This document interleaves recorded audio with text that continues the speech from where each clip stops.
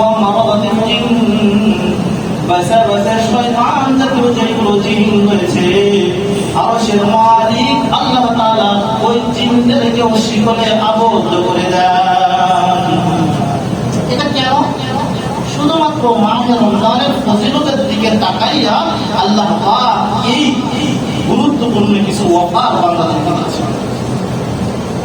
হাদিস শরীফে বলা হয় হযরত আব্দুল্লাহ ইবনে আব্বাস রাদিয়াল্লাহু তাআলা আনহু বলেন, মাহে রমজান উপলক্ষে বছরের শুরু থেকেই আল্লাহ পাক জান্নাতটাকে সুন্দর করে সাজাইতে থাকেন। কেমন করে সাজায়? কেমন করে? হযরত আব্বাস রাদিয়াল্লাহু তাআলা আনহু বলেন, যখন মাহে রমজানের প্রথম রাত চলে আসে আরশ আজিমের নিচে থেকে এক জাতীয় বায়ু আর বাতাস বের হতে থাকে। হাদিসের ভাষায় ওই বাতাসটাকে মুসিরা বলা হয়। এই বাতাসটা এত সুন্দর এত সুন্দর এত সুন্দর বাতাস, যখন আরশ আজিমের নিচে থেকে এই বাতাসটা প্রবাহিত হয়, আল্লাহ জান্নাতের সব গাছগুলো আস্তে আস্তে চলতে থাকে, জান্নাতের দরওয়াজাগুলো একটা একটার সাথে পানি খাইতে থাকে। এত সুন্দর আওয়াজ তৈরি হয়। হযরত আব্দুল্লাহ ইবনে আব্বাস বলেন, পৃথিবীতে এমন কোন যন্ত্র নাই যে যন্ত্র দিয়ে এত সুন্দর আওয়াজ বের করা সম্ভব। যখন এই আওয়াজটা বের হয়, জান্নাতের ভিতর থেকে হুরগুলো আস্তে আস্তে বেলকুনিতে চলে আসে। বেলকুনিতে এসে বলতে থাকে, ও আল্লাহর ফেরেশতার দল, আজকে জান্নাতের ভিতরে এত সুন্দর বাতাস কেন বইতেছে? এটা কিসের কারণে হইতেছে?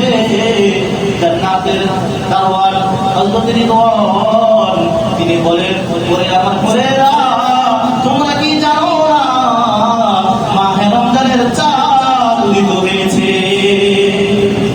যখন মাহে রমজানের এত ফজিলত আমার আপনার জানার বিষয় হলো আল্লাহ পাক কেন মাহে রমজানের এত ফজিলত দান করলেন। একজন মানুষের মুখের গন্ধ আল্লাহর কাছে মিষ্টি আম্বরের চাইতে সুগন্ধময়। আল্লাহ পাক একজন রোজাদারের এত বেশি পছন্দ করার পিছনে কারণটা কি? আল্লাহ রাসূল তো অন্য জায়গায় বলেছেন, পৃথিবীতে এমন কোন ইবাদত নাই সেই ইবাদতের সওয়াবটা গণনা করে শেষ করা যায় না, বরং যত ইবাদত আছে সবগুলো ইবাদত হলো লিমিটেড ওয়ালা ইবাদত। আপনি নামাজ পড়বেন তো আল্লাহ পাক লিমিটেড ওয়ালা সওয়াব, আপনি হজ করবেন তো আল্লাহ পাক লিমিটেড ওয়ালা সওয়াব করবেন, আপনি যাকাত প্রদান করবেন তো আল্লাহ পাক লিমিটেড ওয়ালা সওয়াব দান করবেন।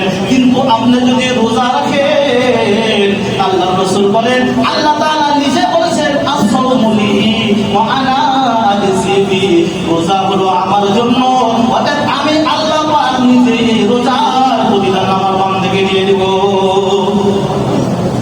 এই রোজা আমরা রাখছি কত বড় ফজিলতপূর্ণ কাজ, যারা রাখতে পারি নাই এদের চাইতে কত ভালো কেউ আসেনি। এত বড় কত কপাল পড়া মানুষ আল্লাহ পাক এত ফজিলত আমাদেরকে দান করেছিলেন, কিন্তু ওই ফজিলতগুলো রোজা না রাখার কারণে আমার আপনার আমলনামা থেকে নষ্ট হয়ে গেছে না যায় নাই। এবার আজকে কি আফসোস করে লাভ আসেনি? এই তো মাত্র 27টা পড়াই কালকে আর 2-3টা রমজান।